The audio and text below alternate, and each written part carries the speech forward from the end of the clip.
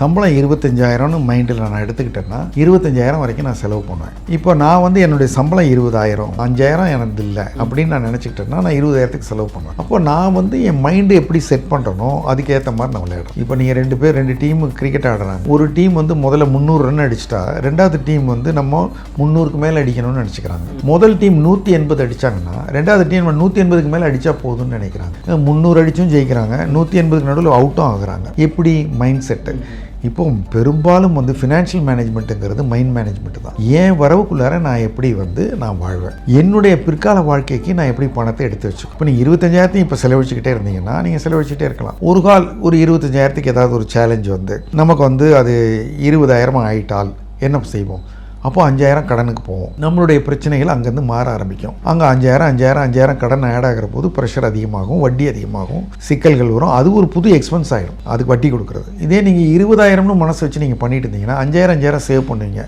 5,000 உங்களுக்கு குறைஞ்சி 20 ஆனால் கூட சேவிங் தான் நிற்குமே தவிர எக்ஸ்பென்ஸ் நிற்காது. அப்போது நம்ம வந்து ஃபஸ்ட்டு வந்து இல்லையே நான் வேலைக்கு போய் நாளாச்சே, நான் 10 வருஷமாக வேலை செய்கிறேன், 25,000 இப்போ வருது, நான் இப்போலேருந்து எப்படி 20ன்னு பண்ணிக்குவேன்னா, ஒன்று அதாவது டினாமினேட்டர்னு ஒன்று இருக்குது, நியூமரேட்டர்னு ஒன்று இருக்குது. நீங்கள் டினாமினேட்டரே நியூமரேட்டர் எதையாவது ஒன்று சேஞ்ச் பண்ணணும். இன்கம் அதிகமாக்குங்க. நீங்கள் வந்து இப்போது எல்லாருக்கும் ஃபுல் டைம் வேலை இருக்கா? இல்லை. ஏதோ ஒரு வேலை தவிர நமக்கு எவ்வளோ ஸ்பேர் டைம் இருக்குது, நம்மக்கிட்ட எனர்ஜி இருக்குது, பேஷன் இருக்குது. இன்றைக்கு உலகத்தில் எவ்வளோ வாய்ப்புகள் இருக்குது, பேஷன் எல்லாம் பணமாக்குற வாய்ப்புகள் இருக்குது. இப்போ நீங்கள் பார்ட் டைம் பண்ணுங்கள், பார்ட் டைம் ஒர்க் பண்ணுங்கள். பேபி சிட்டிங்க்கு, நைட் நர்ஸு, எவ்வளோ புதிய வேலைகள் வந்துருக்கு தெரியுங்களா அந்த உலகத்தில். நைட்டு போய் ஒருத்தர் துணைக்கு படுத்துக்கிட்டு இருக்கிறதுக்கு ஒரு நாளைக்கு 1000 ரூபா வாங்குறவங்களாம் எனக்கு தெரியும். யாரோ வீட்டில் பெரியவங்க இருக்காங்க, ஹாஸ்பிட்டலேருந்து டிஸ்சார்ஜ் பண்ணிட்டாங்க, அவர் படுத்திருக்காரு, அவர் யூரின் போனால் கூட்டு போயிட்டு வரணும், அவ்வளோதான் வேலை. படுத்துக்கணும், போனோன்னா ஒரு காஃபியோ டீயோ கொடுப்பாங்க.